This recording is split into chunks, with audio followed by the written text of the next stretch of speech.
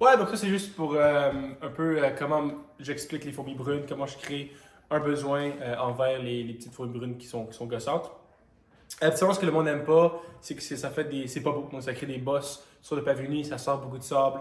Il faut qu'ils ramassent, qu'ils enlèvent ça. Ces gars, ils mettent leur propre produit, ça marche pas, ça continue à ressortir. Souvent que ça casse leur beau pavillonnier aussi, donc commence à se désassembler. Ensuite, on voudrait pas que les fourmis de l'extérieur rentrent dans leur maison. C'est un peu juste une question de prévention. Puis, dernière affaire, c'est que quand il y a beaucoup d'activités autour d'une maison, ça va apporter plus d'activité aussi. Donc, il y aura plus d'araignées. On sait aussi que les charpentières peuvent venir manger ces fourmis-là aussi. Donc, en éliminant cette activité-là, ça empêche aussi que les charpentières peuvent aussi pas venir. Donc, voici un peu un exemple à quoi ça peut ressembler. Bon, donc, la raison que je viens faire avant tout le monde ici, mercredi prochain, c'est les maudites fourmis brunes là, qui n'arrêtent pas de sortir du sable. Je sais qu'à Châteauguay, tout le monde me dit vraiment beaucoup de sable ici, donc tout le monde en remarque quand même beaucoup. Vous, c'était principalement, je sais que j'en ai vu un petit peu des nids en avant, même chose en arrière? Ouais, donc écoute, on en a partout autour de la maison. C'est Ok. genre les petites dunes de sable. Ouais. Mais c'est juste les fourmis brunes. Genre, c'est pas des charpentières, rien. Fait que Absolument, pour l'instant, on les a comme laissés là. c'est pour ça qu'on passe, en fait, on vient juste s'occuper des fourmis brunes pour la part du monde. C'est sûr qu'il y a du monde qui, à cause des gros arbres qu'on a ici, veut se protéger de la charpentière. Mais principalement, la raison qu'on passe, c'est pour s'occuper d'eux. Vous, c'est quoi que vous faites avec ça?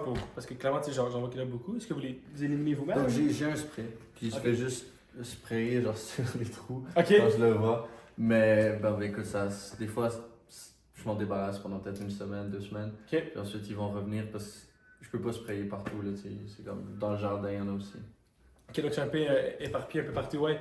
La raison que ça arrive, c'est que quand on produit sur les bébites, ce qui arrive, c'est que ça les tue. Ok? C'est un produit qui a un effet instantané. Donc ça vient éliminer la fourmi, mais la fourmi, maintenant, elle ne peut plus sortir. Il y a déjà le produit là. Ça va seulement durer 2, 3, 4 jours. Qu'est-ce qui arrive après? Ben, la reine qui est en dessous, elle n'est pas morte. Puis c'est elle vraiment qui crée toutes les fourmis. Donc ça va apaiser le problème pendant quelques jours. La reine, elle va rouvrir un autre trou ailleurs, puis bam, maintenant ton pavé, il va continuer à sortir du sable. Puis, je sais pas si tu as commencé à remarquer un peu ça, le petit crack ici. Le pavé commence un peu comme à descendre. La raison que ça arrive ça, c'est que quand ils sortent tout le sable, ben, le sable il sort de quelque part, et ton pavé commence, veux pas, à s'enlever. Puis quand ils font ça en même temps, ça casse toute la petite protection du pavé. Ça fait que ça va laisser toutes les, le gazon, des plantes pousser, puis ça peut devenir un peu plus laid. C'est pour ça que le monde me dit qu'ils mettent plein de produits, qu'ils essaient de se débarrasser de ça. Ce que le monde apprécie vraiment avec notre service, c'est qu'on n'est pas quelqu'un qui va venir juste une fois, éliminer l'activité, puis que ça va revenir dans 3 mois. C'est qu'on vraiment c'est consistant. Donc on vient vraiment sur l'année complète. Puis nous, notre but, c'est pas d'éliminer la fourmi ici, pas seulement de protéger votre maison, mais c'est d'éliminer la reine. Puis la manière qu'on est capable d'accomplir ça, et là, boum, je rentrais dans l'explication du service. Donc, j'ai expliqué au monsieur pourquoi c'était pas bon d'avoir ces fourmis-là, puis j'ai relate à lui pourquoi il n'y avait pas ça. Puis là, j'allais expliquer dans le fond comment étaient tous des granules autour de la maison, que les fourmis viennent manger ça, rapportent ça à la reine, puis ça élimine la reine de la source. Puis ça permet d'avoir aucune fourmi tout autour de sa propriété, puis qu'on est capable de garantir ça avec plusieurs services qu'on peut venir faire à la maison. Moi, je rajouterais, tu peux le couper si tu veux, mais je rajouterais que c'est peut être intelligent de mentionner combien ça peut coûter réparer un pavé.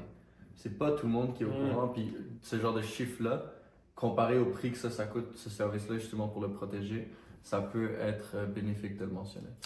Oui, donc très bon point, Zach. En fait, si vous n'êtes pas au courant, un pavé uni, ça peut coûter facilement 20-30 000 juste en faire un nouveau. Quand ça vient remplacer ça, on parle des. Des fois, c'est comme 20 000, genre 20 000. Ouais. C'est cher. Oh, et puis juste, si on veut faire ce qu'on appelle un scellant sur le pavé uni, on peut parler de 3 000, 4 000 juste receller tout le pavé uni. Donc ça coûte extrêmement cher que les fourmis cassent ce scellant-là. Ça coûte cher au monde de remplacer, donc ça vaut la peine du monde de payer un service à chaque année pour s'assurer que leur scellant reste en place. Donc du monde qui ont du nouveau pavé uni, puis ils n'ont aucun trou de sable dedans, tu peux pitcher aussi avec ce pitch-là.